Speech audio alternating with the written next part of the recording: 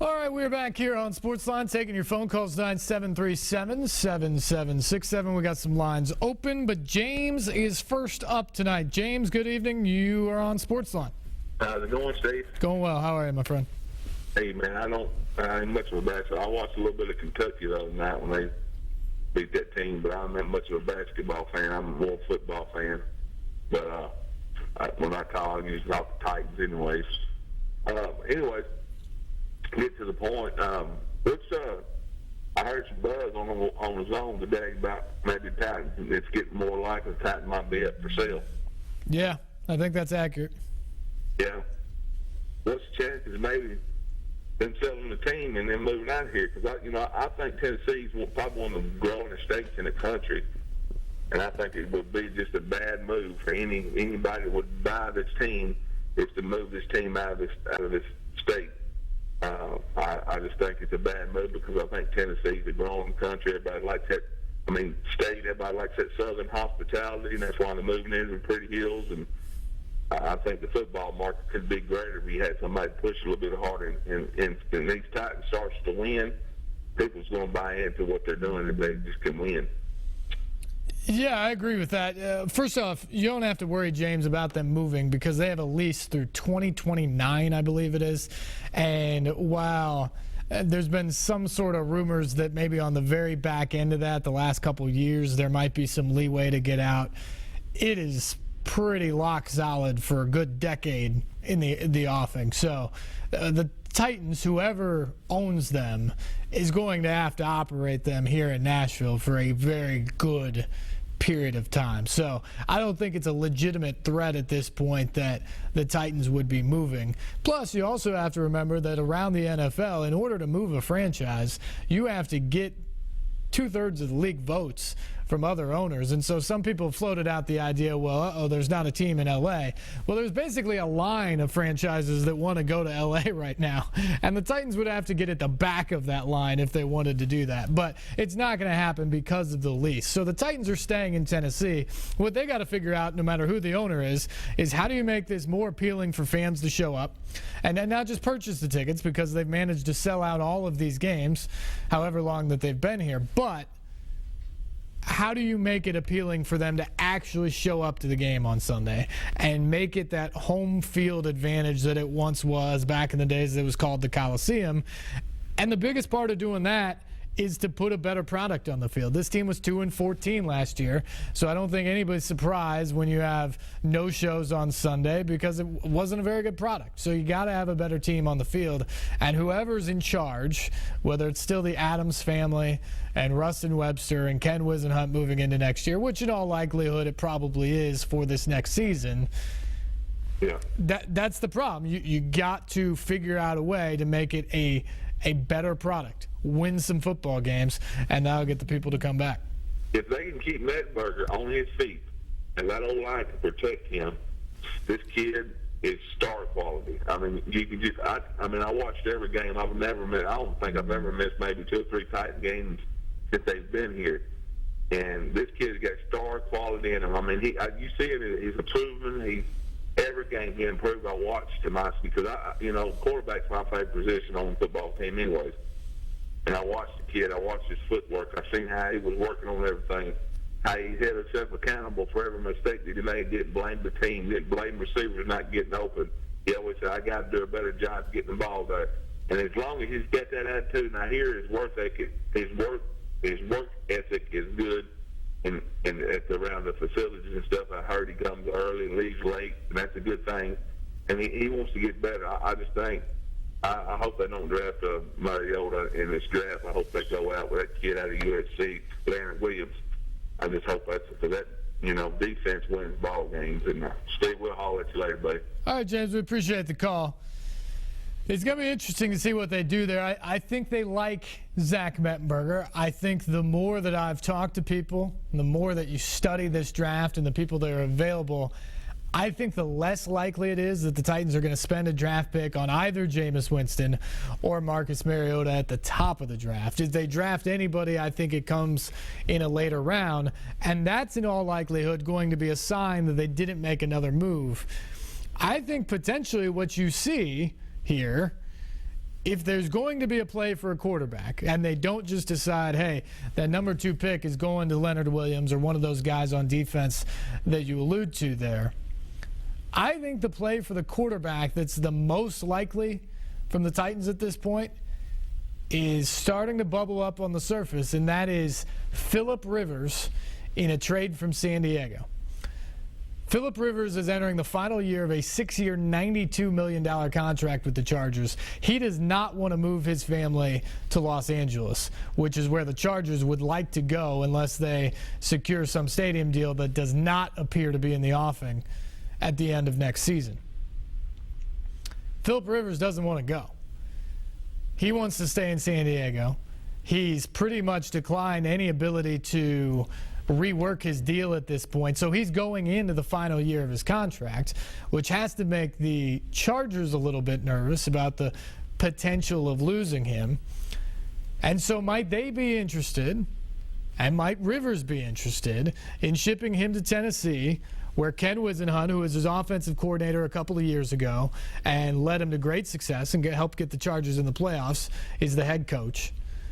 I think Nashville's only about an hour and a half or 2 hours from where Phillip Rivers grew up. Is that appealing to him? Is that appealing to him and his family? Would he want to do that? Would the Titans want to do that? And would the Chargers be interested in making that trade for the number 2 pick in the draft? And what are the other particulars? Can you make a straight trade off of that? Is that a good enough deal, or are other pieces having to be involved here?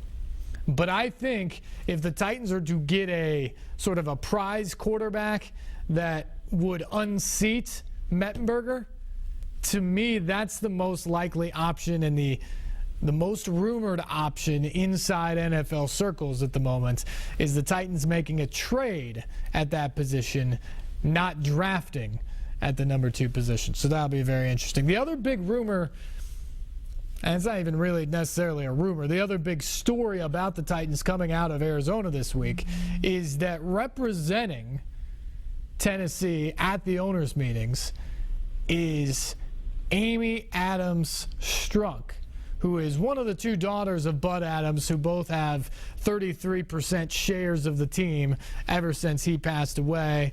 The rest of the family descendants also make up 33% of the pie.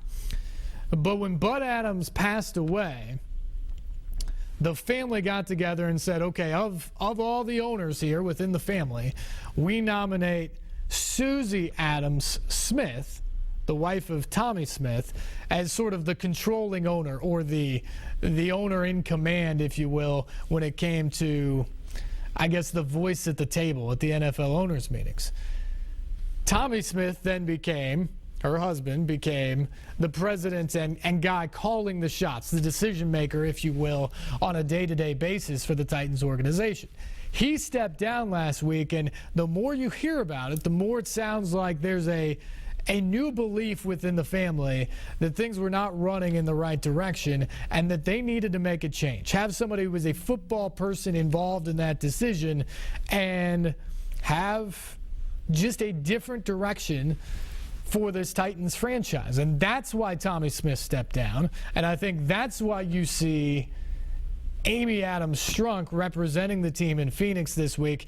Kenneth Adams IV, who's one of the grandsons, who has an 11% stake in the team. He's also out there, as well as Steve Underwood, who's replacing Tommy Smith on an interim basis right now.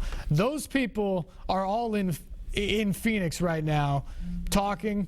And I think the other thing that you see out of this is more and more scuttlebutt about the possibility of that sale, which James just brought up a moment ago. The Titans have said a lot that this team is not for sale, that they're not up for sale right now, that they're committed to Nashville, they're committed to this team, they're committed to putting a winning product out there. But Tommy Smith stepping down, the ownership sort of changing the power structure, to me, certainly doesn't back that statement up with actions. It sounds a little bit more like a family that is starting to think perhaps it might be time to get out. And I don't know if time necessarily is this week or next week or 6 months from now. It could be a year or two from now.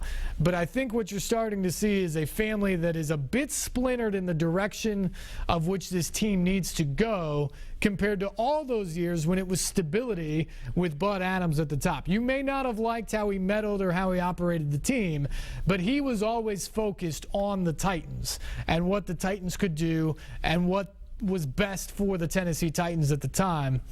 I don't know if you have that same consensus within the family now that all has a stake in this team.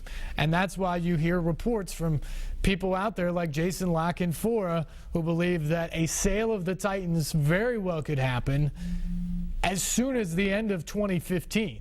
So a sale could move very quickly if that is indeed what they want to do. And there are certainly buyers out there. You've got guys like David Tepper, who is a minority owner of the Steelers. He's got billions of dollars that he could come in and purchase this team. People have mentioned Fred Smith, although perhaps the FedEx chairman or COO or something like that, CEO maybe, in Memphis.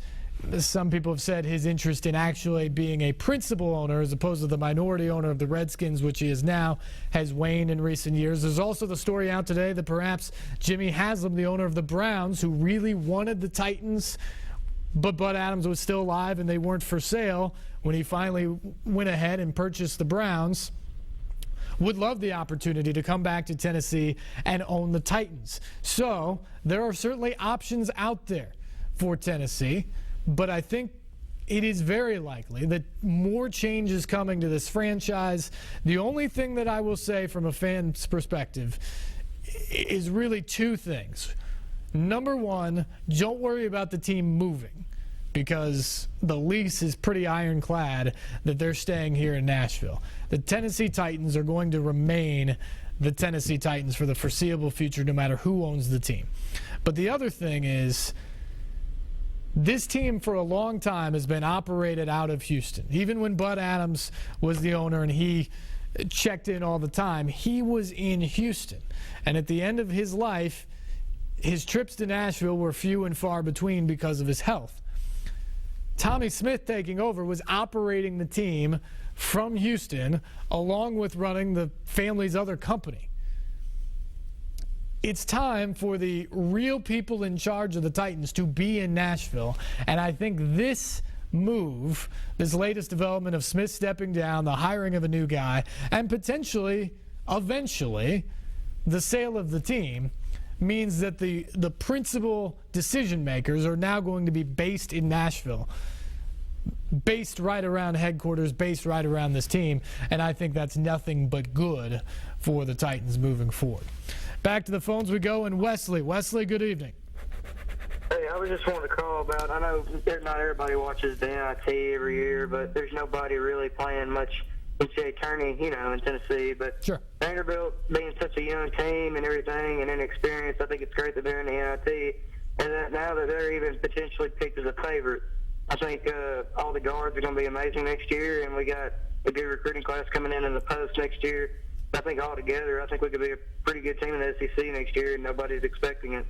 Yeah, no question, Wesley. I actually said the other night when they played South Dakota State that I think that is a matchup of teams to watch out for next season in college basketball. That South Dakota State team returns everybody. Scott Nagy's doing a good job up there. They won the Summit League outright this year in fairly dominant fashion. They just, unfortunately for them, lost in the tournament championship game to rival North Dakota State in a really, really good college basketball team. But that's a team that has experience now. They've won the league already. They're only going to be better next year. So I think that's an NCAA tournament team next season.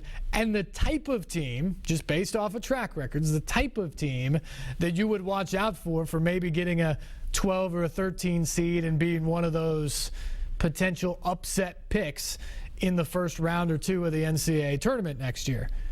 Vanderbilt shot 82% and scored 59 points on them in the second half on Friday.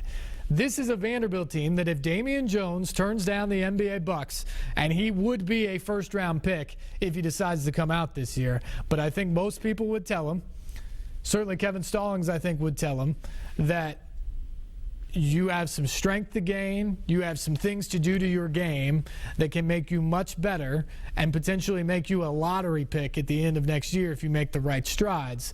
That for him to come back, I think is the right decision right now. And if he comes back, now you have one of the best centers in college basketball around that terrific perimeter where you have a bunch of guys who can handle the ball, make plays, and make shots. And that is a dangerous combination in college basketball, especially when you look around the country this year and see just how hard it is for a lot of teams to score. That's not an issue for Vanderbilt. And so you give them that experience, you give them that team next year. This could be a very, very good basketball team next season that could win games in the NCAA tournament. And I think that's exciting. And about the NIT, look, it isn't the NCAA tournament. It's not going to get the recognition of the NCAA tournament. But this is a great experience for a young team to play a bunch of games at the end of the year. They finished the SEC well.